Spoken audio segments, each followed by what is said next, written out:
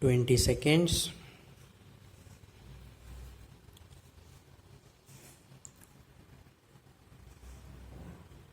Be ready. 10 seconds.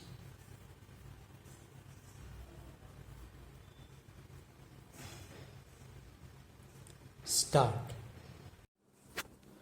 Madam Deputy Chairman, when the House rose for lunch, I was discussing the response of the public to the loan program of the government and was trying to point out that it was rather a serious tendency in the sense that the response of the public had been proved to be poorer during the 10th plan period than during the 9th plan period. I was trying to point out that looking to the fact that the national income was rising and the people were becoming more conscious of a developing economy and the need to mobilize the resources more and more, a contrary trend ought to have appeared, and that in view of that this trend was disturbing. This trend is to be contrasted with the trend of the public regarding the call from the corporate sector for the investment of their monies. Here we find that the shares of some of the new companies or of the old companies that are issuing new shares are oversubscribed at times to the extent of 15 times the capital that has been asked for by the companies. So here are two pictures. One, the picture of the government asking the public to subscribe to the public loans, and the other, the picture of the response of the public to the corporate sector demanding investments from the public.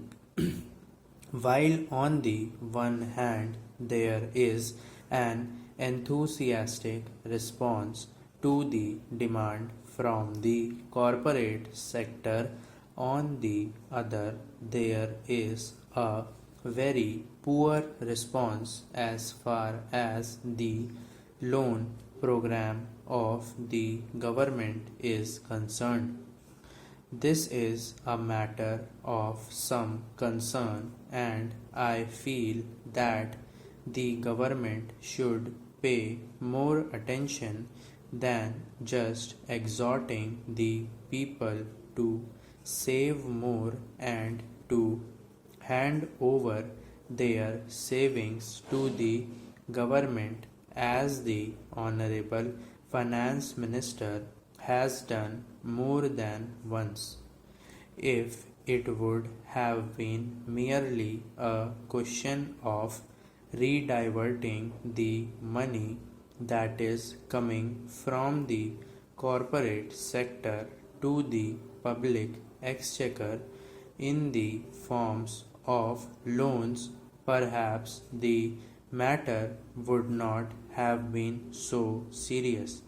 Then it would have been just a question of reallocation of the functions between the public sector and the private sector. But I feel that there is a large amount of money which is just changing to some lucrative channel, and that explains why the response to the demand from the corporate sector is 15 times.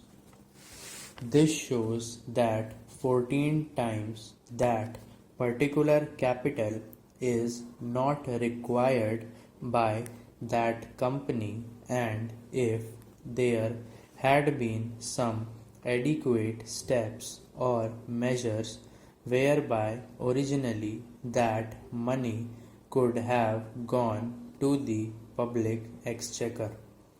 To that extent, there would not have been any disappointment to the people who wanted shares but who did not get them, and disappointment to the public exchequer by not getting the response which it ought to have got. That, to my mind, leads to the question of the pattern of the rate of interest. In a developing economy, and especially in view of the fact that a large number of companies are being floated today which have got an element of growth in them, thereby attracting so much capital towards them, the Government of India will have to take into consideration the question of the rate pattern of interest on their loans, and to see whether something could not be done whereby the public will be attracted to a large extent towards their loan program than hitherto. It has appeared in the press that the question of supply and want is being reconsidered, and that offers are sought to be made more attractive.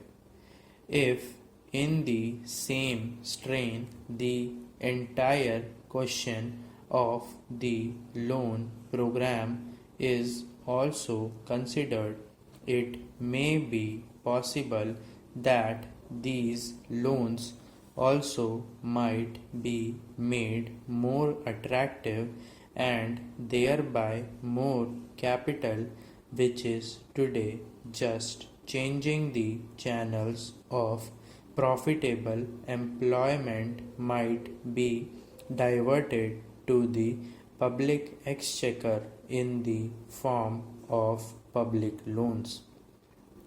Then there is the question of the state governments performing their part which has been assigned to them during the 11th plan period.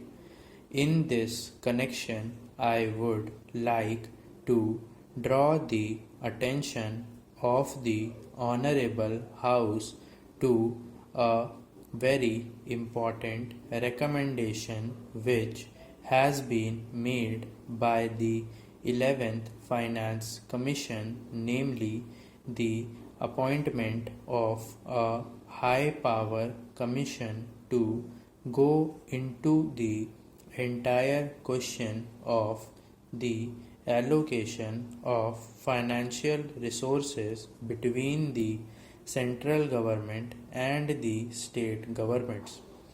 They have argued the whole case in nearly 1.5 pages in order to show why it has now become necessary that a high power commission should be appointed to go into this important question.